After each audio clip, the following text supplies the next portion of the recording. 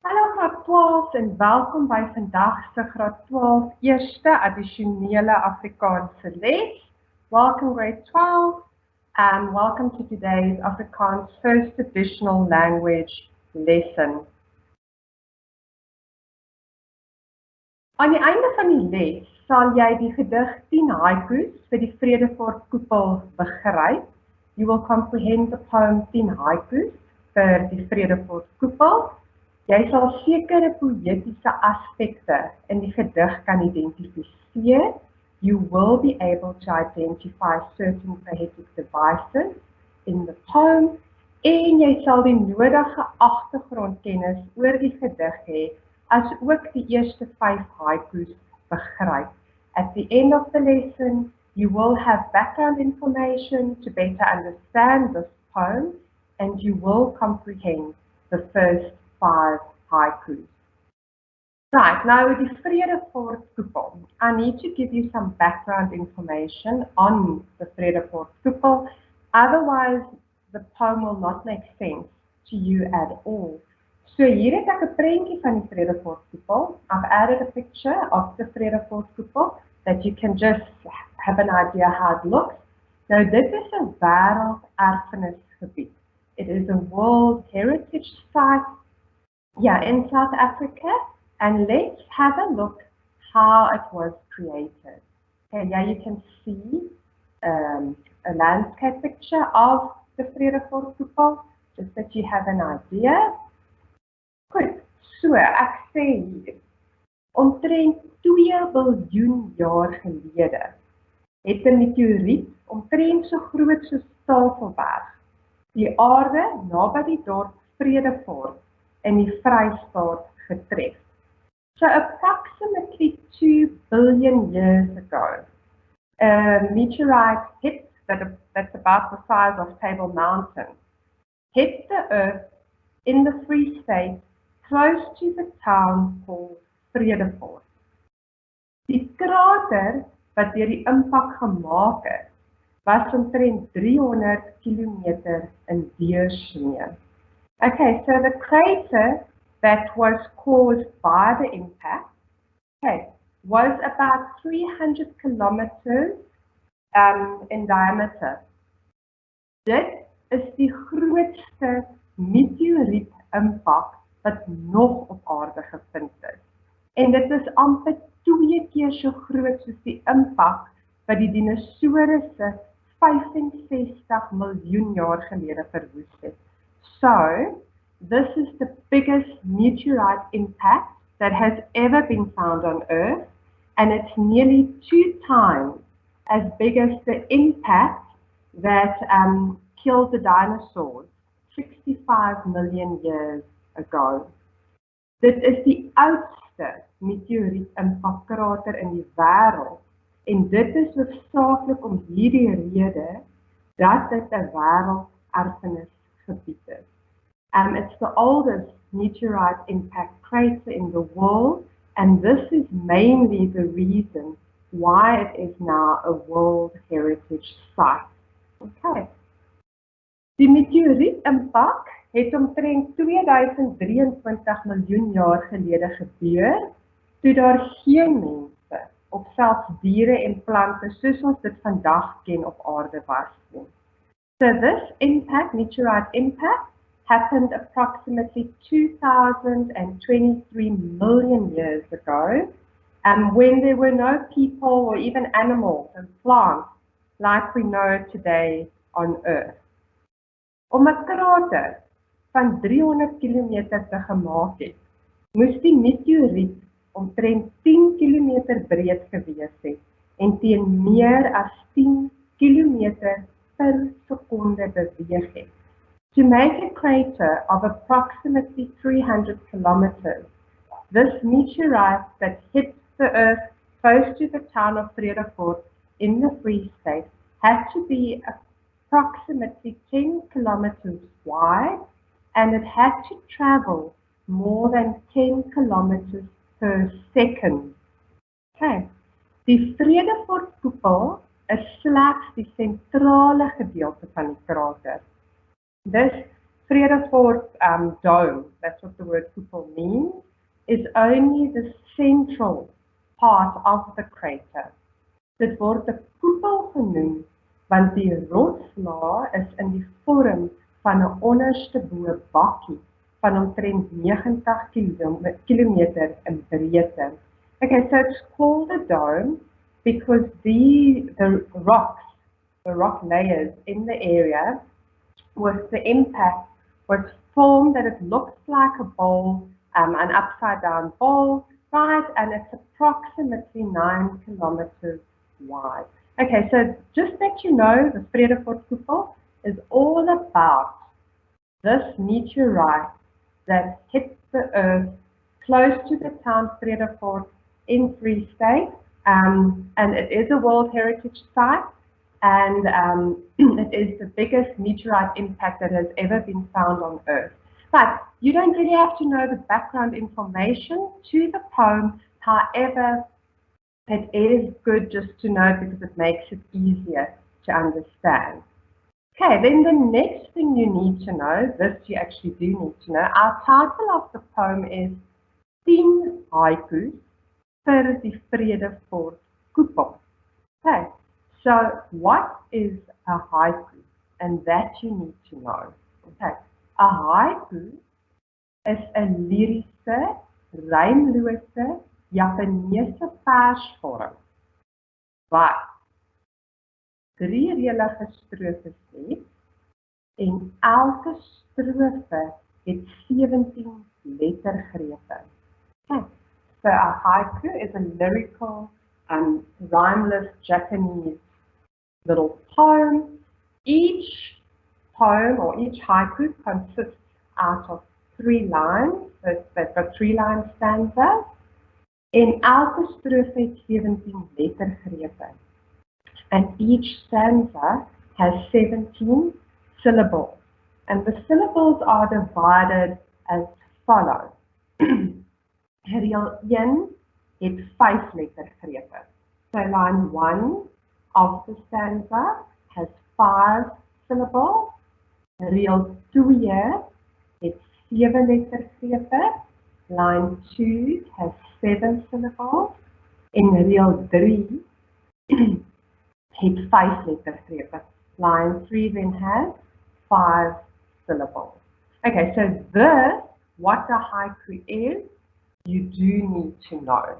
Okay, so dit is 'n 3-reëlige strofe. Elke strofe het 17 lettergrepe. Reël 1 het 5 lettergrepe. Reël 2 7 lettergrepe. En reël 3 5 lettergrepe. Now this is an extremely long poem, so I am going to divide it over 2 lessons. So what I'd like, I'm first going to read through the whole poem. I'm going to translate as best as possible, even though it is sometimes a bit difficult. I'm translating from Afrikaans into English, especially poetry. And then once we've gone through the whole poem, I will then start analyzing each one of the haikus. Okay, I'm going to do it 4 by 4. It's just easier, otherwise you can't see if I put too many haikus on one page. Goed, 10 haikus vir die Vredefortkoepel deur Plessis. Meteoriet.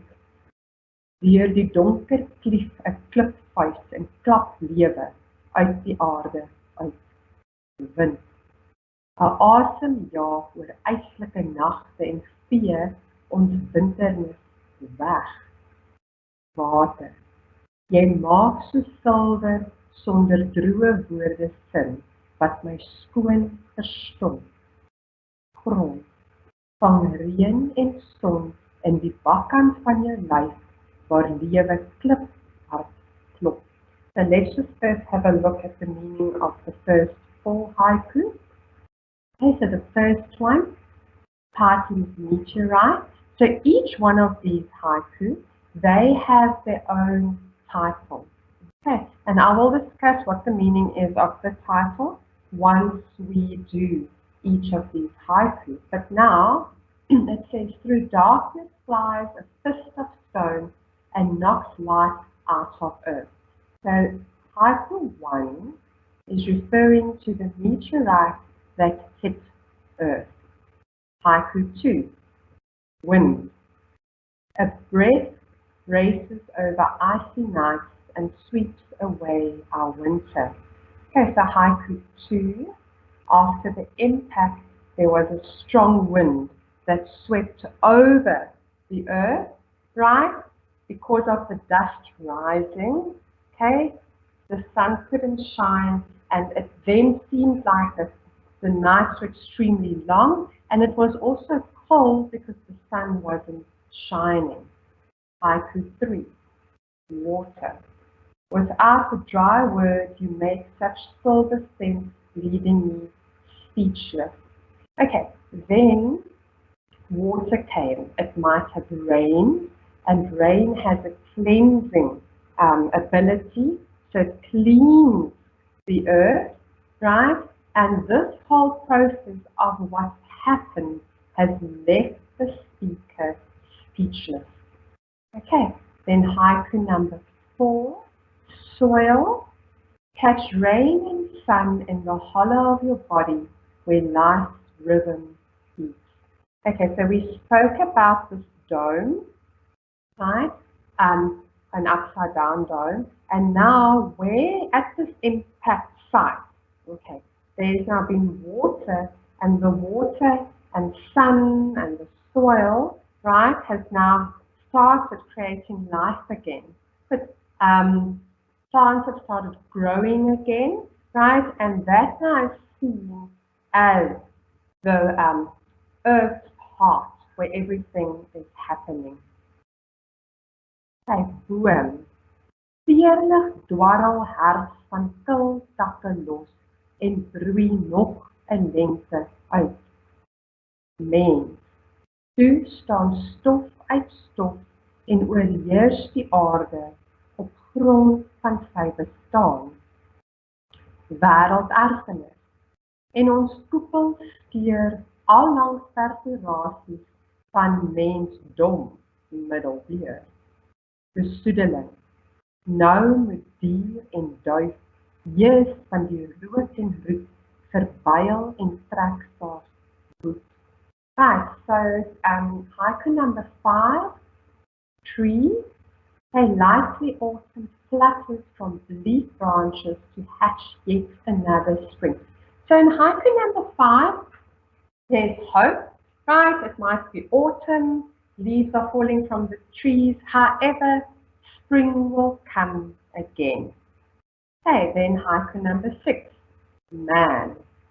Then dust from dust appears and overrules earth on grounds of his existence. Okay, so then man appears on earth. Part of this poem has to do with the creation of the world according to the Bible, right? So then man was made, and he then rules over earth and everything on it, and he feels he's entitled to do it because he exists. Okay. Now World Heritage, this is now referring to the World Heritage Site, Vredefortkoepel, and our dome tears through the middle, all along perforations of stupid man's humanity. Okay, so that's a bit more difficult. So we now have this World Heritage Site that we need to look after, but because we don't care for the nature, or even if we go and visit these World Heritage Sites, some people like to scratch their names out to leave a mark. It now says that this dome is being destroyed, this World Heritage Site, because of pollution, because of man's stupidity. We don't think about the effect we have on everything that we touch. Okay, and then haiku 8, pollution. Now deer and dove, coughing smoke and smoot, atone for chainsaw and axe. Okay, so now we're the ones polluting, we're the ones destroying nature. We are making fires, we are cutting down trees, and the animals are suffering as well as nature because we are killing it. And the last two, dankgebed. Here, Ons paaie lê uitgeteer oor brûe met water onderdeur. 10. Vuis van swaal en vuur van diskant ons groot ekskiet weer kom asemhaal. Okay, so haiku 9 is a thank you prayer. It says, Lord, our roads are laid tarred out over bridges with water underneath. Okay, so the speaker is now speaking to the Lord. He says, yes, we've got tarred roads, we've got bridges, but underneath the water's still running. Okay, so there's always this hope that we can be peaceful. And then number 10 says, fist of sulfur and fire will take a breath this side of our day of pardon. Right, so the 10th haiku then refers to a meteorite that's going to hit Earth again, right, to cleanse the world again from everything that man has done previously. Okay, I just see I've got a question. Someone has asked that I just go to the previous slide. Maybe you're writing down some translations, right? So please have a look. If I would move too fast through this poem, please let me know. It is important to actually understand the meaning of these haikus. Okay, because if you understand it, it does make it a lot easier. Okay, so this whole poem, the 10 haikus, basically is the creation of Earth and how man is actually destroying Earth, right, from the perspective of us not caring for nature and we thinking that we are entitled to do whatever we can here on Earth.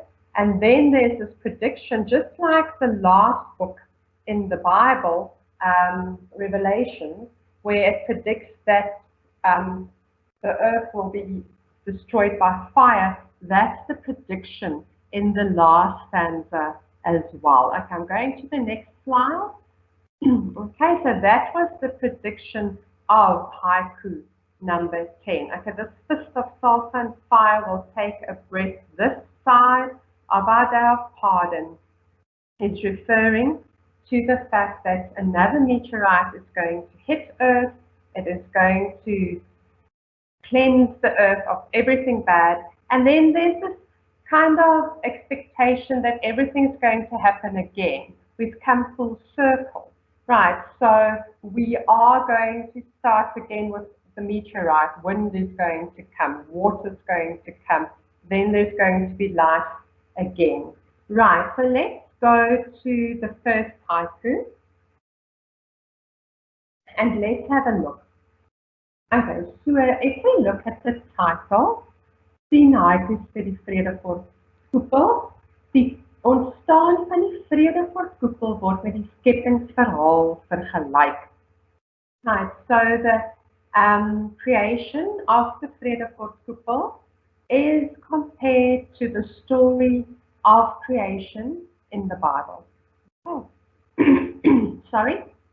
Okay, as I say, I just wanted to show you how a haiku works. I'm not doing it with every single one of these stanzas, but if we have a look and I divide stanza 1 into syllables, you will see that that format I gave you as to what a haiku is applicable here. So you will see we have a 3-line stanza. You will see that if I divide it into syllables, it works out as follows.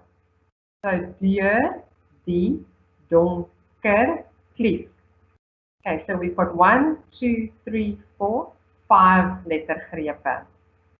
Right. Then 'n klipvuis en klaplewe. Right. So now let's have a look again. We've got 1, 2, 3, 4, 5, 6, 7 syllables. Right. Goed, en dan uit die aarde uit. Now we've got 5 syllables, 5 lettergrepe. So op die ou einde het ons 17 lettergrepe. Right, so I just wanted to show you each one of these stanzas, of these haikus, can be divided into 17 lettergrepe with 5 lettergrepe reël 1, 7 lettergrepe reël 2 en 5 lettergrepe reël 3.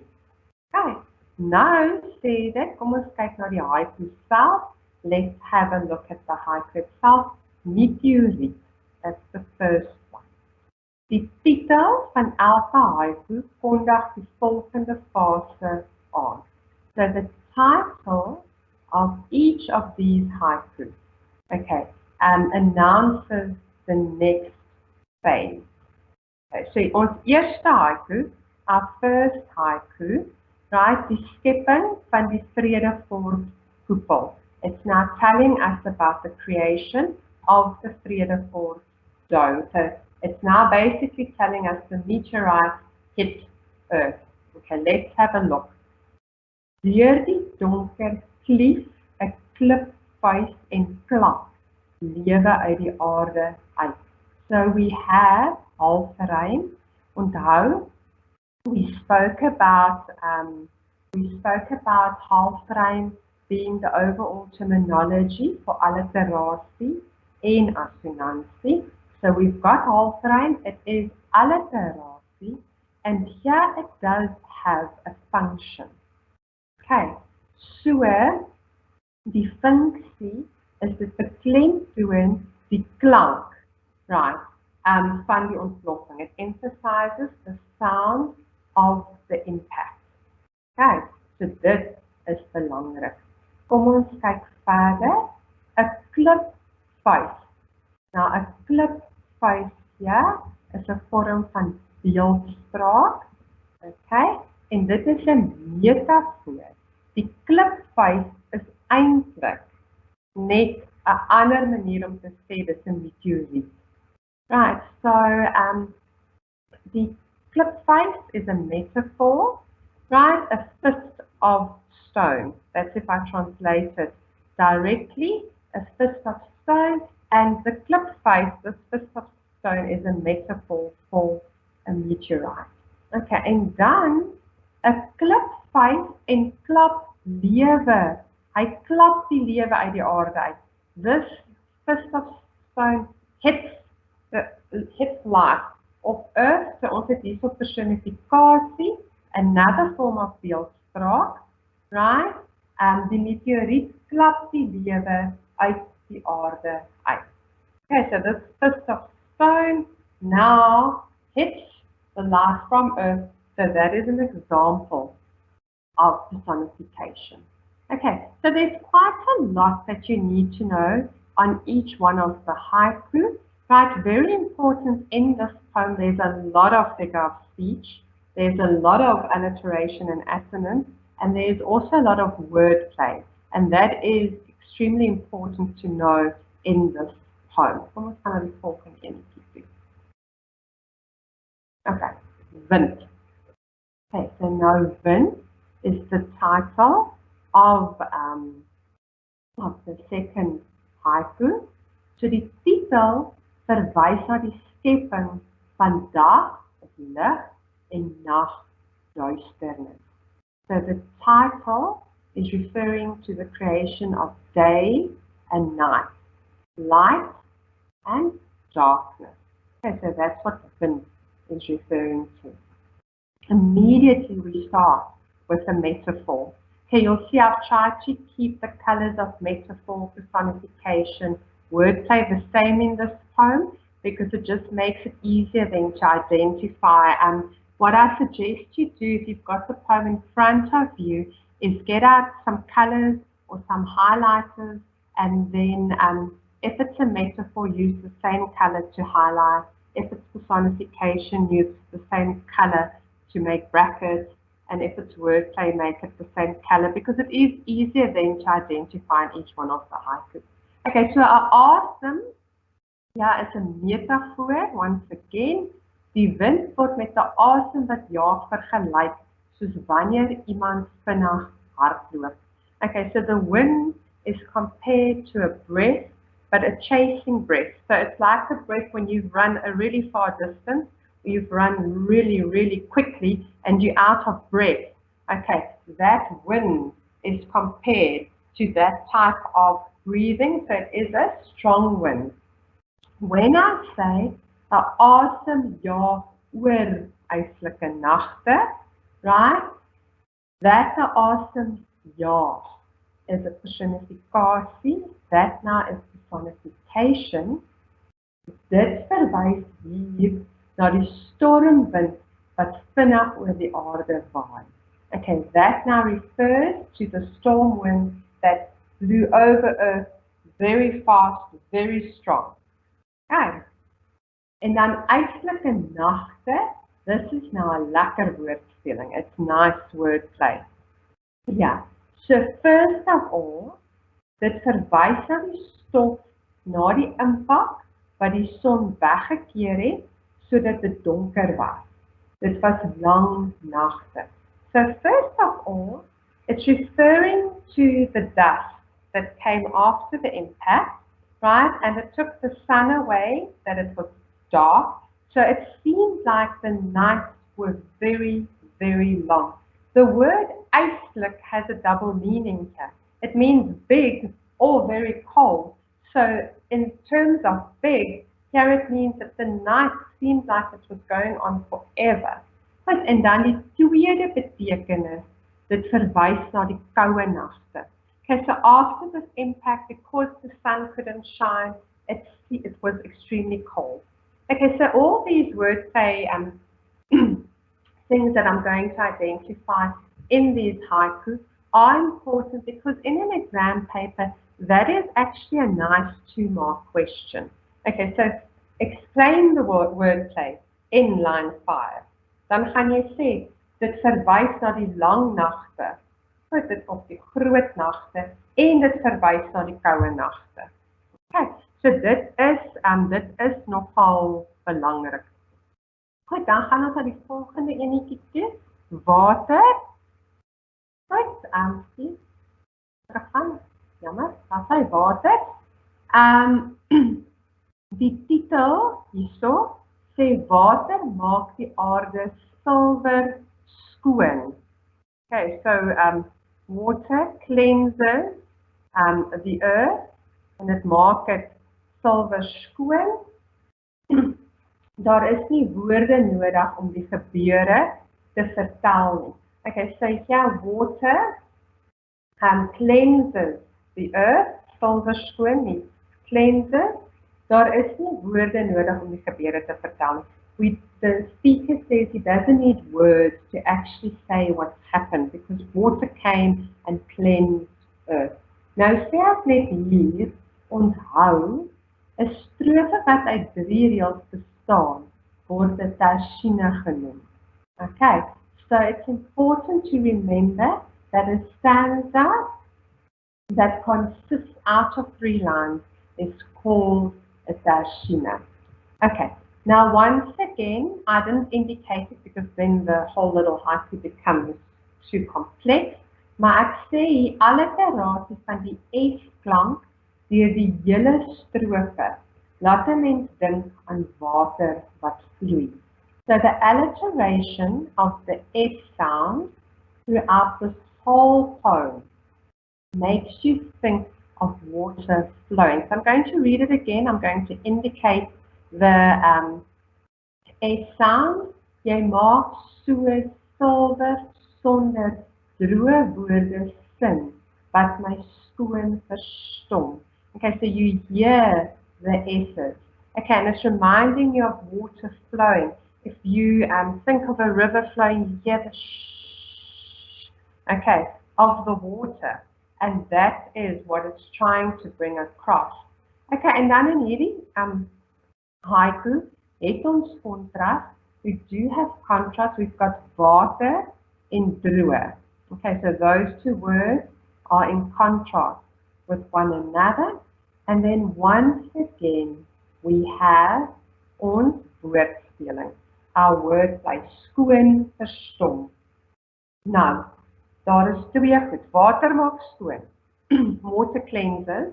That's the first thing. The second thing, die spreker is verstom oor die gebeure. He is astounded about what's happened. Okay, so this twee goed. Just know the intensieve vorm of skoon is silver skoon. Okay, so that is this intensieve form that they have split up. Okay, so dit is silver skoon. En dan, ek bly nou vandag voor te gaan, jammer. Okay, so that is important. Okay, so water maak skoon en die spreker is verstom oor die gebeure. Okay, ons gaan na die volgende haiku toe. Goed, grond. Okay, so grond hier die titel. Kyk. Dit reën in die koepel, die son skyn en dit gee lewe aan die koepel. Right. So ons het hier, right, that it's raining in this dome. And the sun is shining and now life has formed in this koepel. Okay, so ek het hier vir julle 'n mooi bakkan prentjie gekry. I got a nice bakkan picture. Right, so now in that dome, water falls, it's captured, right? And then, because of the water, the soil, life starts forming. Okay, so ek sê van reën en son in die bakkan van jou lyf. So die bakkan, once again, is 'n metafoor. It is a metaphor, right? En dan sê dit die holte van die koepel word met 'n bakkan vergelyk. Right?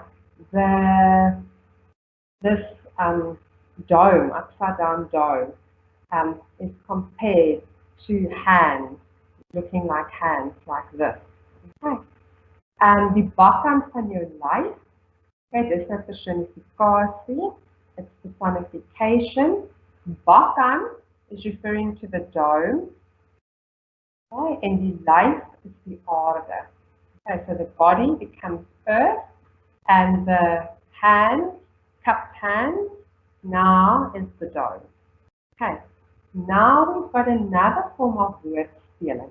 Just like in line 5 and in the previous stanza, kliphard, when they ask this question, they will say, waarna noem twee goed, waarna kliphard verwys, of noem twee goed, waarna eislike nagte verwys. Or they can split it in two, and they can say, kliphard verwys na, en dan kan hulle weer sê, waarna kan kliphard ook verwys. Okay, so they will guide you in terms of how they want an answer. And when we go through some question papers, questions tomorrow on the haiku, you will also see. Okay, so die woordspeling van kliphard. Die woordspeling hier is die hart van Vredefort. Okay, so this is the heart of the place, right? This is where everything started, even the heart of earth for that matter. This is the place where everything started. However, it's also the wordplay is also on the area is hard in klipperig. The area of the impact site is hard, there's lots of stone and rocks, it's rocky, and that then is wordplay on the intensive form of hard, kliphard. So you'll see kliphard here is referring to stone hard. However, it can also refer to kliphard, like this, that means extremely hard. Okay, now in this stanza, it is important, hier is die eerste teken van lewe na die vernietigende gebeure in haiku 1. Right, here is the first sign of life, right, after everything, after the destruction in stanza in haiku 1. Okay. Right. En dan het ons alliterasie van die KL klank. We do have alliteration of the KL sound. Klip, hart, klop. Okay, so hier's ook baie goedjies, but you will see in every one of these haikus so far, we have had metafoor, we have had personificatie, and we have had woordspeling. Okay, that has been very prominent in each one of the haikus so far. So kom ons kyk na die volgende enetjie. Boom. Okay, now this is the last haiku I'm doing today because it's a lot of information you have to take in because the poem's so long. But so boom, die titel, die boom verwys na lewe. The tree, the title here is actually referring to life. Okay, en hier sê dit, vier lig dwarrel herf van kil takke los en broei nog 'n lente uit. Nou in hierdie haiku het ons twee metafore. In this haiku, we have two metaphors. Die eerste ene, vier lig dwarrel herf. Okay, so die herfsblare val so lig soos 'n veer van die bome se takke af. Right, so the autumn leaves are falling as light as feathers from the branches of the tree. Okay, so that's first referring to autumn. Right, en dan die laaste tweede haiku hier is en broei nog 'n lente uit. Okay, so we've got another metaphor at the end of 14 to 15. Die lente word vergelyk met iets wat uit 'n eier broei. So dit dui daarop dat daar nuwe lewe is. Okay, so spring here is then compared to something that hatches from an egg, and that refers to new life. Okay, spring is always, makes everyone always happy, because spring comes, there's flowers starting to bloom. Okay, so that gives us hope. Right, we've got autumn, winter's coming, but after that there's this beautiful hope of spring that is going to arrive, new life, flowers, and everything. Goed, en dan het ons weer personifikasie.